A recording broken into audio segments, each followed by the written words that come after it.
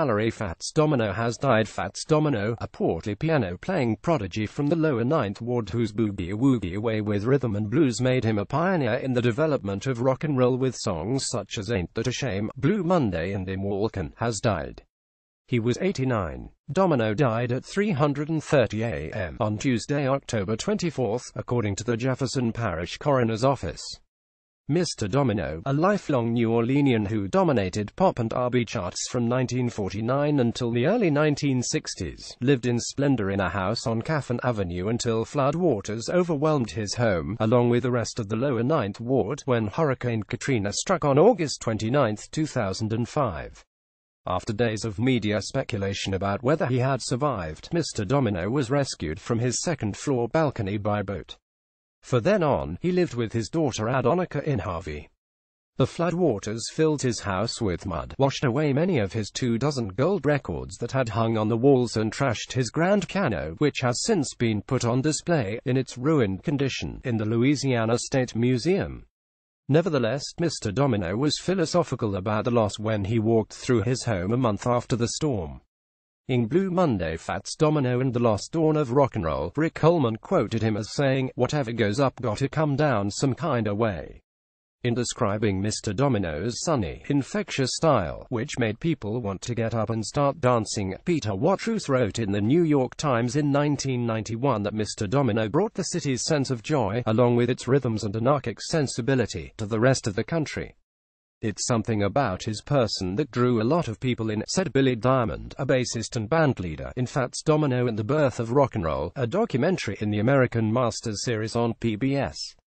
Diamond gave Mr. Domino his nickname during a 1948 gig at the Robin Hood Club, Coleman wrote, because he felt the young man would be as famous as two other noted pianists with that moniker, Fats Waller and Fats Picon. The prospect of fame wasn't the only reason he thought of that nickname that night. Diamond told Coleman that he had thought, if he keeps eating, he's gonna be just as big.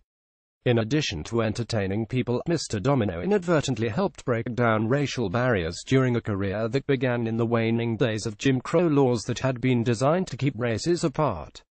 The trade newspaper Variety reported that white fans at Mr. Domino's concerts outnumbered African Americans by 3-1, Coleman wrote, and Ruth Cage wrote in Downbeat magazine that Mr. Domino's music was doing a job in the Deep South that even the U.S. Supreme Court hasn't been able to accomplish with its groundbreaking 1954 decision outlawing school segregation. Mr. Domino, whose formal education stopped at the 4th grade, never tried to analyze the spell he and his music cast. "As far as I know, the music makes people happy," he said in a television interview. "I know it makes me happy." Mr. Domino's style was credited as paving the way for rock and roll in the mid-1950s. In acknowledgement of this contribution and his steady stream of hits, Mr. Domino was one of the Rock and Roll Hall of Fame's first 10 inductees.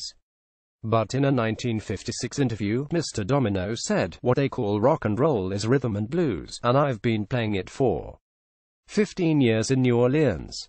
What Mr. Domino did was almost a carbon copy of the style of Smiley Lewis, a singer and guitarist with a tenor voice so powerful that he didn't need a microphone, said John Cleary, the British-born, New Orleans-based pianist, in a 2014 interview on the public radio show Music Inside Out with Gwen Tompkins.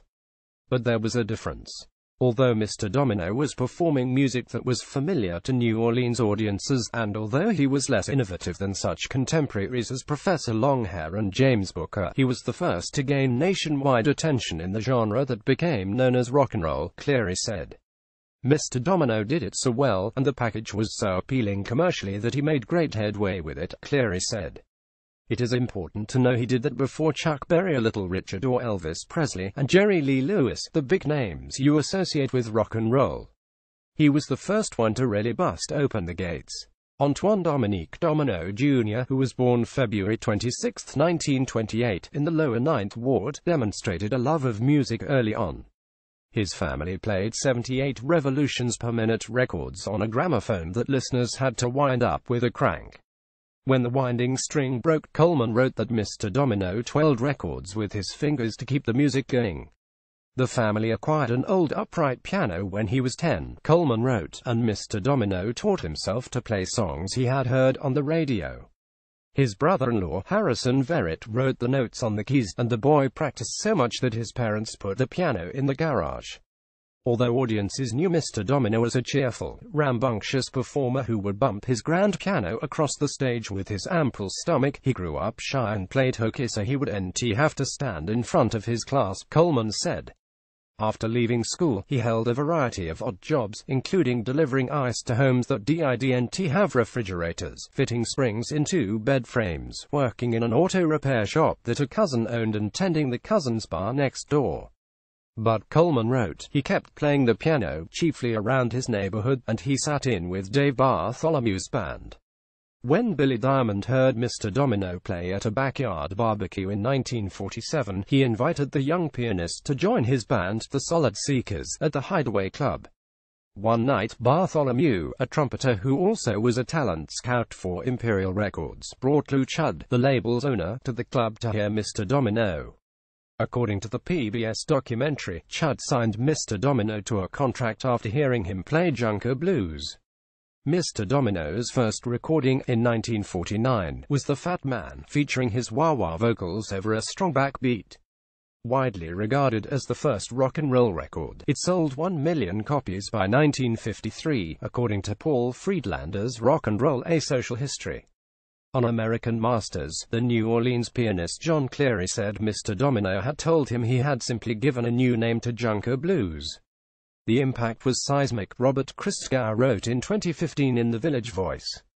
While Mr. Domino's bouncy boogie-woogie piano and easy Creole gait were generically Ninth Ward, they defined a pop-friendly second-line beat that nobody knew was there before he and Dave Bartholomew created The Fat Man, Christgau wrote. In short, this shy, deferential, uncharismatic man invented New Orleans rock and roll. The Fat Man was the first of a string of hits that Mr. Domino recorded in Cosimo Matas's JM studio at North Rampart and Do Main Streets with Bartholomew's band. Mr. Domino and Bartholomew were responsible for turning out more than 40 hits for Imperial, including In Walkin, Whole Lotta Loving, I Want to Walk You Home, Valley of Tears, and Ain't That a Shame. In 1955, Pat Boone reached a wider audience with a milder version of Ain't That a Shame that was geared for white listeners during the last years of racial segregation. In that same vein, Ricky Nelson recorded In Walkin 2 years later. But Nelson, unlike Boone, faced up to the man who had made the song famous. Nelson and Mr. Domino sang it at a 1985 concert in Los Angeles. The performance is on YouTube. Among other Domino successes during this period were I'm in Love Again, Walking to New Orleans, Blue Monday, which Bartholomew wrote, and Blueberry Hill, which was Mr. Domino's biggest hit, selling more than 5 million copies. Blueberry Hill was not new. Gene Autry, who had achieved stardom as a singing cowboy, had introduced the song, and Louis Armstrong was among the other artists who had recorded it. But that fact didn't matter because Mr. Domino put his distinctive imprint on that song and everything else he played, the pianist and composer Alan Toussaint said on the American Masters program. Regardless of whether a song was his or someone else's, Fats played it as if it was his own, Toussaint said. It was very final when Fats played. If you had never heard who played the original, and if you heard Fats Domino's version, it was enough. You can just take it from there. Eventually, Mr. Domino had 37 top 40 singles. Steve Allen, on his television show, gave Mr. Domino a plaque recognizing him as the most-played R&B artist of 1956. Only Elvis Presley sold more records during the 1950s. By this time, Mr. Domino was appearing in movies, including The Big Beat and The Girl Can't Help It, and he performed on stage on Perry Como's variety show with Como, Joe Stafford and Jackie Miles. Mr. Domino played on The Ed Sullivan Show, too, but he was alone before the camera. His band was behind a curtain. And he was touring, racking up 30,000 miles in 1957 to play 355 shows around the United States. In Mr. Domino's home state, he was extremely popular in Cajun country, Cleary said, and his variations on Cajun music helped give rise to the genre that became swamp pop. Mr. Domino's reign at the top of the charts came to an end in the early 1960s, falling victim to the overwhelming popularity of British rock groups such as the Beatles and the Rolling Stones. The Beatles, however, were quick to cite Mr. Domino's influence. John Lennon said "Ain't That a Shame" was the first song he learned, and Paul McCartney cited Mr. Domino's style as an influence when he wrote Lady Madonna. Incidentally, Mr. Domino's 1968 cover of that song was his last Top 100 record. When the Beatles came to New Orleans in September 1964, Mr. Domino visited with them in the trailer shortly before the performance in City Park Stadium, now Tad Gormley Stadium. Mr. Domino kept performing in New Orleans and on the road. In 1968, he and his band stayed in the Lorraine Motel just 2 weeks before the Rev. Martin Luther King Jr. stayed there and was assassinated as he stood on a motel balcony. According to the PBS documentary, Mr. Domino had come to town to play for striking garbage workers, whom King also came to address and support. Although Mr. Domino stopped recording regularly in the early 1970s, he kept playing concerts. But he stopped touring after 3 weeks of European gigs in 1996, and he didn't attend his induction into the Rock and Roll Hall of Fame. Mr. Domino, a shy man throughout his life, seemed content to stay in the lower Ninth Ward, tooling around the neighborhood in his pink Cadillac convertible. Meanwhile, the honors piled up. He received a Grammy Lifetime Achievement Award in 1987 and the National Medal of Arts in 1998. In 2004, Rolling Stone magazine ranked him number 25 in its list of the 100 greatest artists of all time. This happy existence changed on August 29, 2005, when Katrina roared through New Orleans. When the levees failed, 80% of the city was underwater, including the lower Ninth Ward. Rumors spread that Mr. Domino had perished. Someone even spray-painted rib fats. "You'll be missed" on the facade of his home. Mr. Domino, who had refused to evacuate because his wife, Rosemary, was ill, was rescued, along with other family members, by boat.